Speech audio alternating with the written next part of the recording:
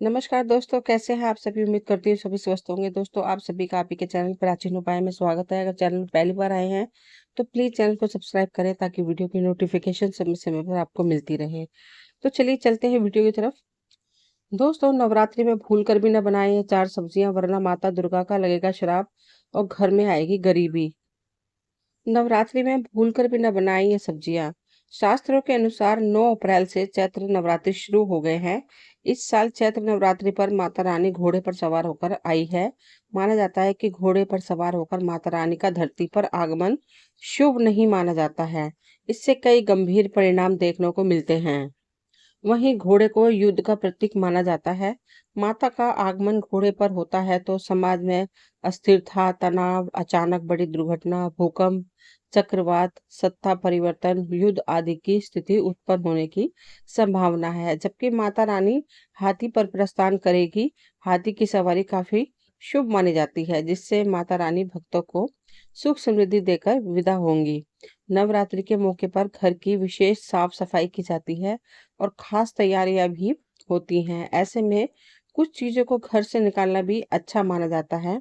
धार्मिक मान्यताओं के मुताबिक नवरात्रि में कुछ चीजों को खाने से मनाही की है और ना ही ये सब्जी बनानी चाहिए।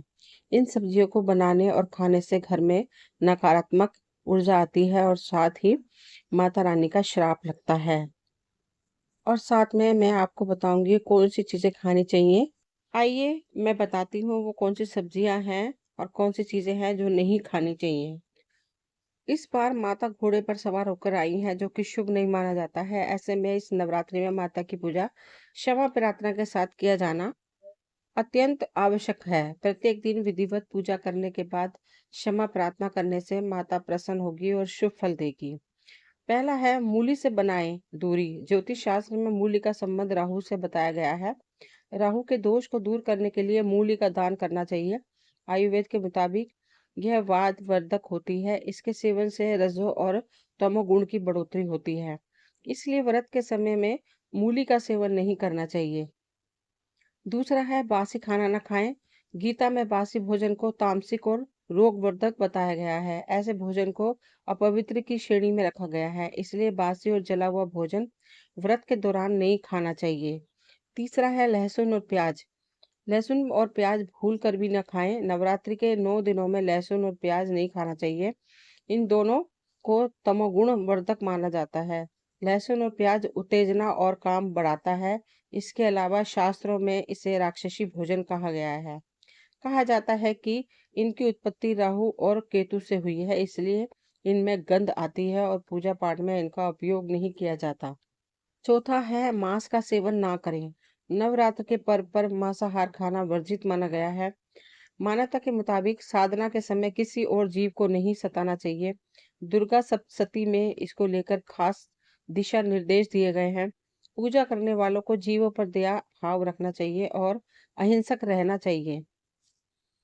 पांचवा है मसूर दाल ना खाएं। मसूर दाल को धार्मिक दृष्टि से अपवित्र माना गया है। इसका संबंध मंगल ग्रह से माना गया है। बताया जाता है कि इसके सेवन मन में उग्र और तामसिक विचार का संचार होता है। आयुर्वेद में इसे रजोगुण को बढ़ाने वाला बताया गया है, जबकि साधना के लिए सात्विक गुण को बढ़ाना जरूरी होता है। छठा है सीताफल। सीताफल और गाजर से बनाए दूरी। नवरात्रि व्रत करने वालों को गाजर और सीताफल से दूरी बनाना चाहिए। इन्हें रजोगुण वर्धक माना गया है। गाजर भूमि के नीचे उगती है, इसलिए इसे अपवित्र माना जाता है। सातवां है बैंगन। बैंगन से बनाए दूरी। नवरात्रि के दौरान बैंगन का सेवन नहीं करना चाहिए। बैंगन में रजोगुण होते हैं, ये सात्विक भावों को कम करता है। इसके अलावा इससे त्वचा रोग होने की भी संभावना होती है। बैंगन काम भाव को भी बढ़ाता है, इसलिए बैंगन की सब्जी न बनाएं। आठवां है सफेद नमक। भारतीय तीखा चटपटा भोजन पसंद करते हैं, वही इनके भोजन में नमक की मात्रा भी ज्यादा होती है। नमक के रूप में समुद्री नमक का इस्तेमाल किया जाता है, जिसे सफेद नमक भी कहते हैं। लेकिन इन 9 दिनों में सफेद नमक की जगह पर सेंधा नमक का इस्तेमाल करना चाहिए। व्रत में सेंधा नमक खाना ही स्वीकार्य है। वहीं इस नमक में सोडियम की मात्रा भी काफी कम होती है, तो हाई ब्लड प्रेशर वालों के लिए काफी फायदेमंद होता है। इसलिए नवरात्रि के 9 दिनों में उपवास के दौरान सेंधा नमक का ही सेवन करें। नौवां है मसाले भी है वर्जित। नवरात्रि के व्रत में कुछ मसालों से भी परहेज किया जाता है, जिसमें हल्दी और गरम मसाला शामिल है। वहीं जीरा के पाउडर भी नवरात्रि के दिनों में खाने से परहेज करना चाहिए। 10वां है अनाज। नवरात्रि के 9 दिनों में हो सके तो अनाज से दूरी बनाकर रखनी चाहिए। इनमें गेहूं, चावल, सूजी, बेसन, मक्के का आटा, रागी, बाजरे का आटा शामिल है। व्रत में तो इन सभी चीजों का सेवन सख्त वर्जित है। ऐसे में इन 9 दिनों में अनाज का सेवन नहीं करना चाहिए। आइए अब मैं बताती हूँ नवरात्रि में किन चीजों का सेवन करना चाहिए। पहला है आलू। नवरात्रि के दिनों में आलू अधिकतर लोग खाते ही हैं। आप आलू को उबालकर और इसमें सेंधा नमक मिलाकर खा सकते हैं। नवरात्रि व्रत में आलू खाने से आपका पेट भरा हुआ रहता है। साथ ही आलू में कार्बोहाइड्रेट और प्रोटीन अधिक होता है। ऐसे में व्रत के दौरान आलू खाने से आपका एनर्जी भी मिलेगी। थकान और कमजोरी का एहसास बिल्कुल नहीं होगा। दूसरा है शकरकंद। शकरकंद आलू का ही एक रूप होता है, लेकिन ये स्वाद में मीठा होता है। अगर आपने नवरात्रि का व्रत ले रखा है तो आप अपनी फास्टिंग डाइट में शकरकंद को भी शामिल कर सकते हैं। शकरकंद खाने से vitamin C, vitamin B, calcium और पोटेशियम मिलेगा।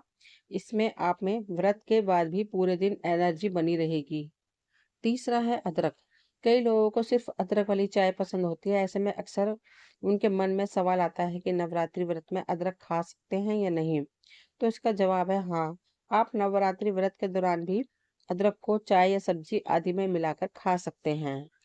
चौथा है गाजर। गाजर को भी नवरात्रि व्रत में खाया जा सकता है।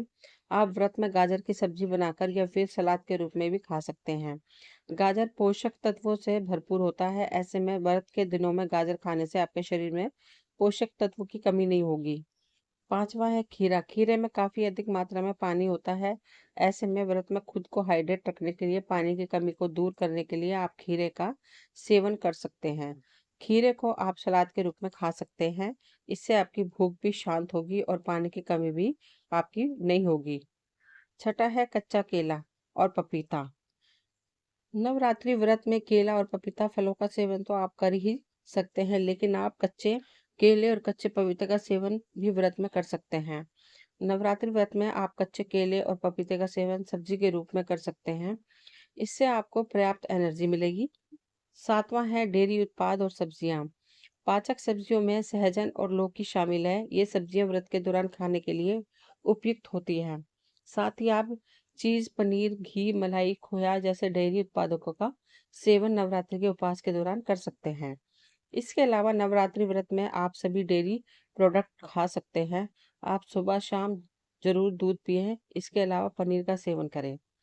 पनीर को हल्का रोस्ट करके खा सकते हैं। इससे एनर्जी बनी रहेगी।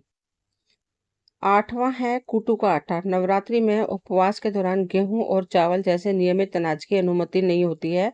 ऐसे में आप कुट्टू का, सिंगाड़े का आटा या राजगिरी का आटा खा सकते हैं और असामान्य सफेद चावल की जगह समाई के चावल खा सकते हैं। नौवां है साबूदाना। खिचड़ी और साबूदाना लड्डू। नवरात्रि व्रत के दौरान साबूदाना खिचड़ी एक लोकप्रिय व्यंजन है। इसे साबूदाने और सूखी दाल से बनाया जाता है, जो पचाने में भी काफी आसान होता है। चावल, उड़द की दाल, मूंग दाल, बंगाल चना और चना दाल इस व्यंजन की मुख्य सामग्री है। यदि आप कुछ मीठा चाहते हैं तो, लेकिन बहुत अधिक चीनी या मैदा से बने उत्पाद खाने का मन नहीं है, तो साबूदाना लड्डू एक और लोकप्रिय व्यंजन है, जिसे आप नवरात्रि के उपवास के दौरान खा सकते हैं। इसके अलावा नवरात्रि व्रत में आपको रोजाना सभी ड्राई फ्रूट्स को मिलाकर खाना चाहिए। आप एक मुट्ठी मेवा रोज खाएं। इससे आपके शरीर में ताकत बनी रहेगी। आप रोजाना रोस्टेड मखाना भी खाएं। दोस्तों, ये वीडियो यहीं तक थी। मुझे उम्मीद है आपको पसंद आई होगी। अगर पसंद आए तो प्लीज़ लाइक शेयर सब्सक्राइब करें, ताकि वीडियो की नोटिफिकेशन समय समय पर आपको मिलती रहे। मिलती हूँ अगली वीडियो में, तब तक के लिए थैंक यू।